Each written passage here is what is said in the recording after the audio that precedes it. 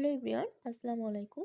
নতুন একটি পর্ব দেখার জন্য আপনাদের সবাইকে স্বাগতম জানাচ্ছি। আজ আমি আপনাদের তৈরি করে দেখাবো ফ্রেঞ্চ ফ্রাই। বাচ্চাদের পছন্দের খাবারগুলোর মধ্যে যে খাবারটি সব থেকে অল্প সময়ে তৈরি করে দেওয়া যায় সেটি হচ্ছে ফ্রেঞ্চ ফ্রাই। বাইরের অস্বাস্থ্যকর তেলে ভাজা ফ্রেঞ্চ ফ্রাই কিনে খাওয়ার চেয়ে অনেক বেটার যদি আপনি বাসায় বানিয়ে দিতে পারেন। তো এখানে আমি 4টি আলু নিয়ে নিয়েছি আর ম্যাজিক করে আলুগুলো ছিলে নিয়েছি। এরপরে আমি আলুগুলোকে লম্বা লম্বা শেপ করে কেটে নিয়েছি।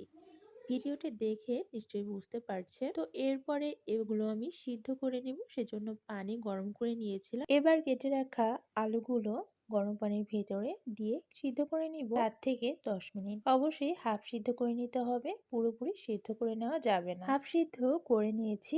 এবার এগুলোকে একটি ঝাঁঝরিতে ঢেলে নিচ্ছি। অবশ্যই একটু সময় নিয়ে পানি ঝরিয়ে নিতে হবে ভালো করে।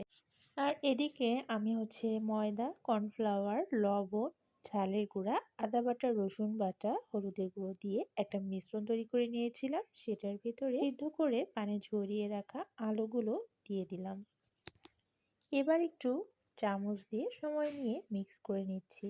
একটি প্যানে তেল গরম করে নিয়েছি। অবশ্যই ডুবো তেলে ভাজতে হবে। তো এক এক করে তেলের ভেতর ছেড়ে দিচ্ছি।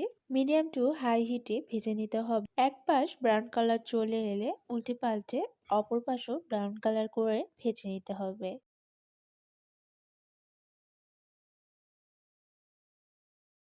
আমার সবগুলো ব্রাউন কালার চলে এসেছে।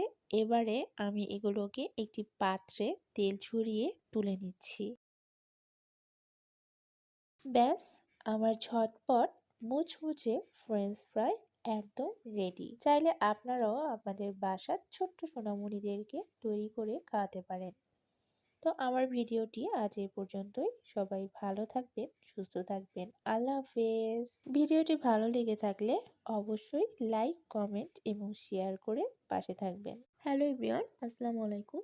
নতুন একটি পর্ব দেখার জন্য আপনাদের সবাইকে স্বাগতম জানাচ্ছি। আজ আমি আপনাদের তৈরি করে দেখাবো ফ্রেঞ্চ ফ্রাই। বাচ্চাদের পছন্দের খাবারগুলোর মধ্যে যে খাবারটি সব থেকে অল্প সময়ে তৈরি করে দেওয়া যায় সেটি হচ্ছে ফ্রেঞ্চ ফ্রাই।